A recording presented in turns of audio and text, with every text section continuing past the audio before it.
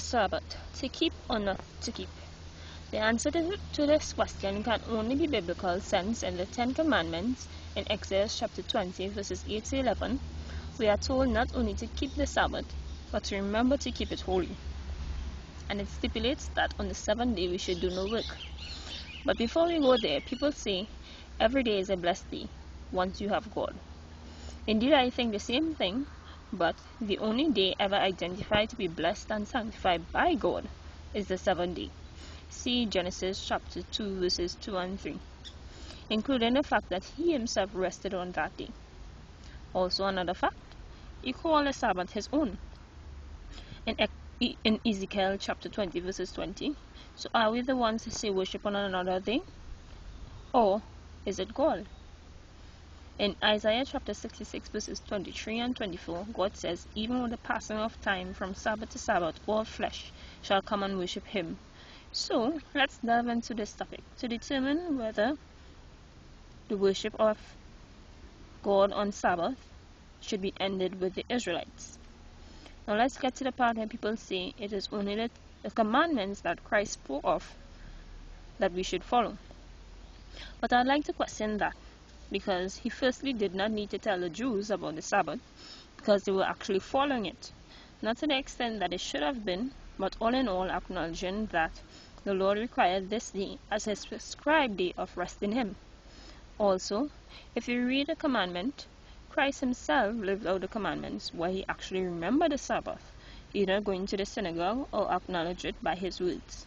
See Matthew chapter 12 verses 12, Mark chapter 1 verses 21, Mark chapter 6 verses 2, and Luke chapter 4 verses 16. The next thing people say is that they worship on Sunday because it is to remember Christ's death and call it the Lord's Day. But here I am trying to figure out what's the Lord's Day. Then I conduct my research and realize that the only Lord's Day mentioned in the Bible is where Christ himself says he is Lord of the Sabbath in Mark chapter 2 verses 28 and Matthew chapter 12 verses 8. Not at any point in time referring to Sunday.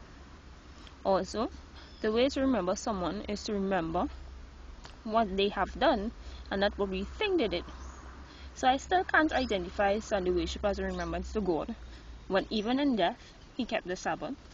He himself knew that he would rise on the third day, but never said to change worship to Sunday. If he did, that text is yet to be found. Also, Mark chapter 2 verses 27 stipulates that the Sabbath was made for man, which here is not referred to as Sunday. So, are we calling ourselves gods? If we can say something God made for us, they have thrown away for our own day? After death, his followers still, as Luke chapter 23 verses 56 says, made preparations to rest on the Sabbath, with no change to what is identified as Sabbath. Paul preached on the Sabbath in Acts chapter 13 verses 42 and 44, Acts 16 verses 13 and 14, Acts 17 verses 1 and 2, and Acts 18 verses 4. They did not say he preached on the first day, second day, or third day, but on the Sabbath, which is identified as the seventh day in the commandments. The finale of it all ends with Hebrews chapter 4 verses 1 to 11, referring to those one would term as the first set of Christians.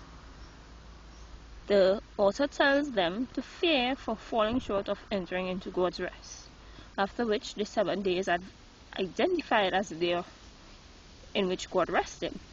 It identifies some who believes and some that disbelieves in this rest. It identifies God wants them to enter into his rest, and says if Christ had given a day of rest, why are they asking about another day?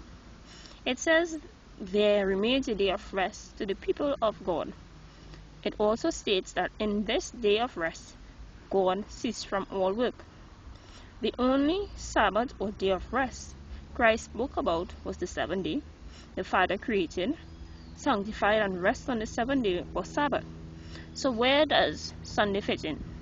You have to tell me. God gave us the ability to choose. I just provided some information. It is what it is. God bless and sanctify the day. Christ remembered the Sabbath, so too did his followers. So are we now to speak of another day of rest when the Bible provides no support for doing so? It is your choice, remembering it is nowhere designated in the Bible that any man has the power to change God's law. But the one who tries to do so is of the devil. See Daniel chapter 7 verses 25. Remembering heaven and earth may pass away, but his words will not.